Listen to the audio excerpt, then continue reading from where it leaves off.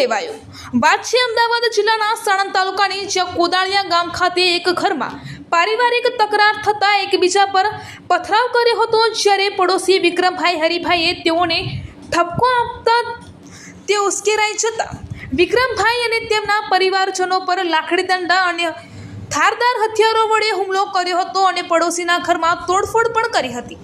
જ્યારે ઘાયલોને અમદાવાદ ખાતેની હોસ્પિટલમાં ખસેડવામાં આવ્યા હતા, જ્યાં ટૂંકી સારવાર દરમિયાન વિક્રમભાઈનું મોત નીપજ્યું હતું, જેમાં દેવી પૂજક પરિવારમાં શોકનું વાતાવરણ ફરી વળ્યું હતું અને તે લોકો દ્વારા પોલીસ પ્રશાસનથી ન્યાય મળે અને સામેવાળા ઉપર કડકમાં કડક પગલાં ભરવામાં આવે તેવી માંગ કરી હતી।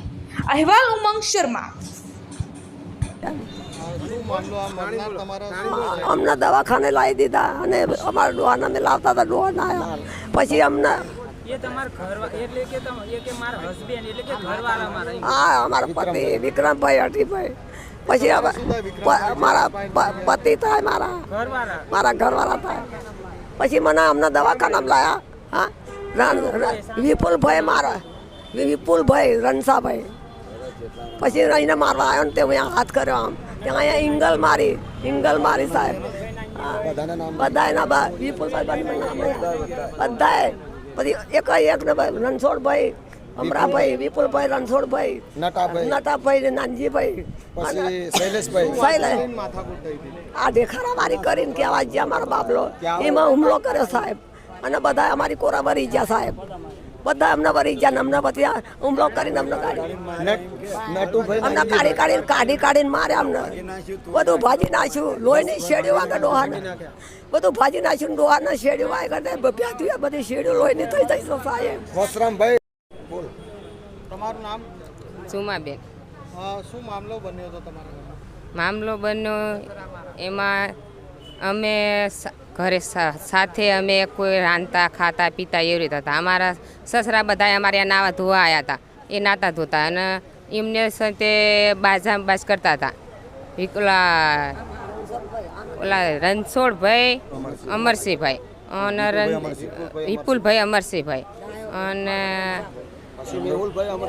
મેહુલભાઈ અમરસિંહભાઈ, એટલા જણ બાજ કરતા હતા।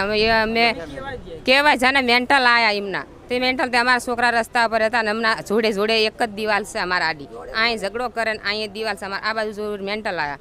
તો અમે એમ કીધું કે તમે આ બાજુ મેન્ટલ મારશો નહીં, તો એમને એમ કીધું, એમને મેન્ટલ પૂછવાય ના રહે કાંઈ નહીં, એમને દાંત્યું કોસ્યું ધાર્યાન પછી પાઇપ્યું પછી છપી સર્યું બધું વસ્તુ લઈને આવીને નાનો મોટા માણસના મારવા સ્વાટી જ પડ્યા। પછી અમારા નાના છોકરા, પછી નાનજીભાઈ નટુભાઈ સાથે હતા, પછી શૈલેષભાઈ નાનજીભાઈ સાથે હતા, વસ્યાભાઈ અમરસિંહભાઈ સાથે હતા, ફૂલાભાઈ બાબુભાઈ સાથે હતા। નહીં તો ઓછામાં ઓછા એમના અને પાછા જવાનિયા છોકરા વિજયભાઈ ગંગાભાઈ અને આશિકભાઈ ધનજીભાઈ, આશિકભાઈનો ઓલો ચેવો સરવણભાઈ ધનજીભાઈ, નહીં તો 25 માણાની ઉપર હતા એ એટલા। એ લોકોને અમારે એવું કરવાનું કે એ લોકોને તમે સજા આલો, તો એટલી સજા આલો, અમને એટલો તરાસ છે સાહેબ, એટલો તરાસ એમને એટલો અમારે તરાસ છે ને, અમારે એમને અમારે રસ્તે નકળવું પડે તો અમારે ઊંધું ઘાલીને ચાલવું પડે છે। અમારા છોકરાને મારે ને તો અમારે એમના ઘરે અમારે કહેવા ના જવાય કે તમે અમારા છોકરાને કેમ માર્યો, અમારા છોકરાને લઈને અમારે આવતું રહેવું પડે ઘરે, એટલો અમારે એમનો તરાસ છે।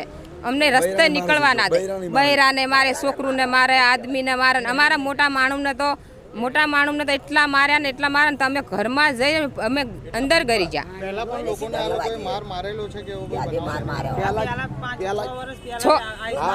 આવરી 6 વર્ષ પહેલા માર્યા હતા, 6 વર્ષ પહેલા માર્યા હતા, અમને માર્યા હતા, ઝઘડો થયો હતો, અમને માર્યા હતા બધા ત્યાં કોમામાં હતા। આવી પણ અમારા માણસને આવી રીતે પોલીસ કહીએ એમ કે કેસ કરી સમાધાન કરાવી નાખે, અને ફોન લાઈન કેસ કરી સમાધાન કરી નાખે, પોલીસ લઈ જાય। સાહેબ, મામલામાં એવું હતું કે એ લોકો ઝઘડી કરતા હતા, પછી ઝઘડી કરતા હતા, પછી સામે બધાય મેન્ટલો મારતા હતા, પછી મેન્ટલો અમારા છોકરાના વાગ્યા એકબીજા બે જણને। પછી અમે એવું કહેવા ગયા કે ભાઈ આ મેન્ટલ આનકર વાગે છે, તમે મેન્ટલ મારશો નહીં।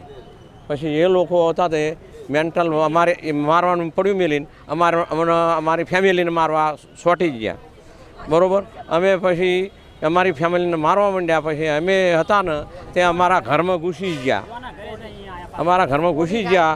પછી તાલેજી એ લોકો આવી અને બધા વગેરે બધા માણસો 10, 15, 20, 25 માણા આવી અને અમારા માણસોને વિક્રમભાઈ હઠીભાઈને મારે નાનો મોટો માર્ક મારી, કોઈ ધારિયા માર્યા, કોઈ દાંત્યું મારી, કોઈ સરિયું મારી, એમ કરીને મારા ભાઈને મારી નાખ્યો.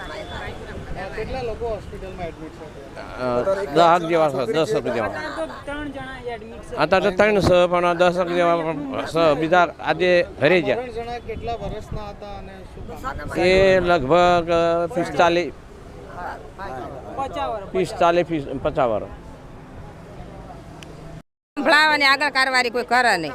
પોલીસને મારી એવી વિનંતી છે કે આગળ કાર્યવાહી કરે ને આગળ જવું પડશે. હા અમે કહીએ પોલીસને તો પોલીસ અમારે કોઈ વાત બીજી સાંભળવાના એમ કે તમે અહીં કણે તમારે ભેગું રહેવાનું, સાથે રહેવાનું અને સમાધાન કરાવી નાખો. એમ કંઈ સમાધાન અમે કરી દઈએ. અમારે તો એ જ ઈચ્છા છે કે એમને સજા એટલી મળી પડે, એટલી સજા મળી પડે કે એમને જીવનભર એ છૂટવા ના પડે, એટલી સજા મળવી પડે. અમારા સિંહ કેટલા દિવસથી અને અમને મારવા આવ્યા ને તો અમારા છોકરા અમે કુલરની મય ઘાલી દીધા. મેં મારા છોકરા કુલર છે ને ઘરમાં કુલરમાં ઘાલી દીધા અને કમાડના મારા ટસકા હામાં માર્યા. પછી હરિયાના ખોદા માર્યા ને પછી અમારા કમાડ ભાંગ્યા. પછી અમે આડો ખાટલો અંદર